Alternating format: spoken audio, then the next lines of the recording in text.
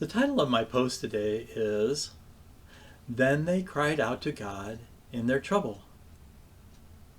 In some Bible passages, the writer used certain phrases repeatedly. Psalm 119, for example, is the longest chapter in the whole Bible.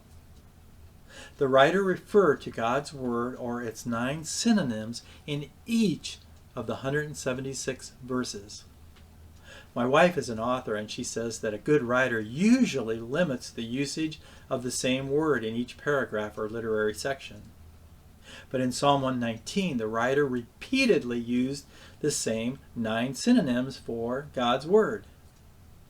And I think he likely did so to get his point across about how important God's Word is in our lives and in the struggles that we face. Psalm 107 is another Bible passage with repetition. It has 4 instances of the following phrase, which is the focus of this post.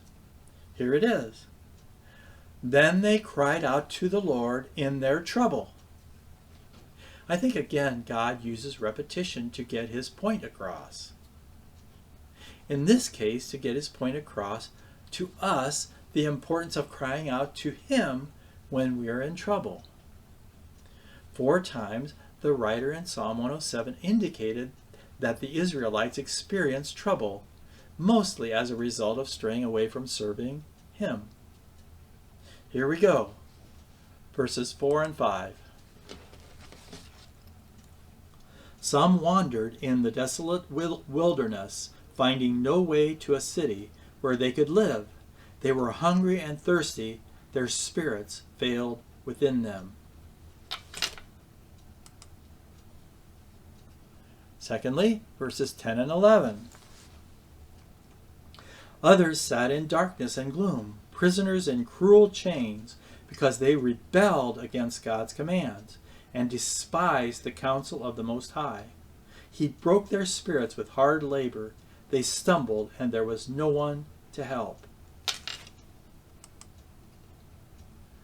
Thirdly, verses 17 and 18. Fools suffered affliction because of their rebellious ways and their iniquities. They loathed all food and came near the gates of death, close to death. And lastly, number 4, verses 23 through 27. Others went to sea in ships, conducting trade on the vast water. They saw the Lord's works, his wondrous works in the deep. He spoke and raised a stormy wind that stirred up the waves of the sea, rising up to the sky, sinking down to the depths. Their courage melting away in anguish, they reeled and staggered like a drunkard, and all their skill, sailor skill, was useless. In each of these 4 cases, God didn't ignore them when they cried out to him in their trouble. He could have easily done so because of their wickedness and straying away from him. But in each case, because of his great mercy, God heard their cry to him in trouble and acted to meet the need they had or to ease the pain they felt. Following are the 4 outcomes of the 4 instances. Number 1, do you remember the ones living in the wilderness who were hungry, thirsty, and their spirits failed them? Here's what happened. Then they cried out to the Lord in their trouble. He rescued them from their distress, and he led them by the right path to go to a city where they could live. Let them give thanks to the Lord for his faithful love and his wondrous works for all humanity. You're going to hear that last phrase 3 more times also. Number 2, what about the ones who sat in darkness and gloom, who had cruel chains of bondage? Then they cried out to the Lord in their trouble. He saved them from their distress. He brought them out of darkness and gloom and broke their chains apart. Let them give thanks to the Lord for his faithful love and his wondrous works, again, for all humanity. God cares about everybody. Then there were the fools that suffered affliction because of their rebellion and almost died as a result. You'd think that, God couldn't save them, but listen.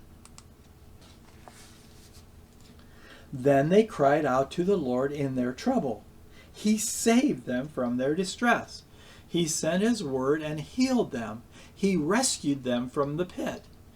Let them give thanks to the Lord for his faithful love and his wondrous works for all humanity.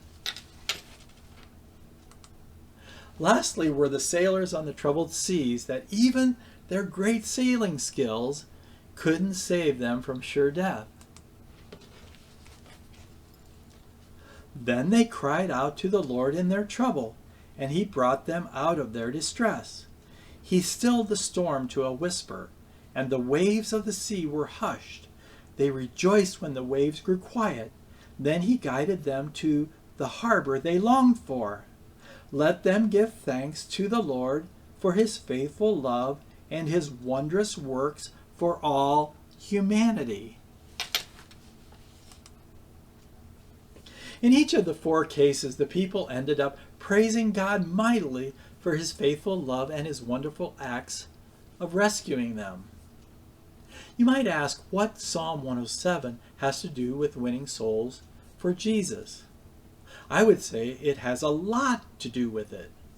Most people, myself included, won't even consider crying out to the Lord for help until we're in dire need, until we realize our very serious trouble without God's help.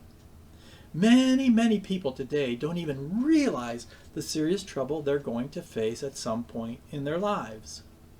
Things may be going along smoothly now, but as I tell my son, at some point in all our lives, every one of us will experience extreme adversity.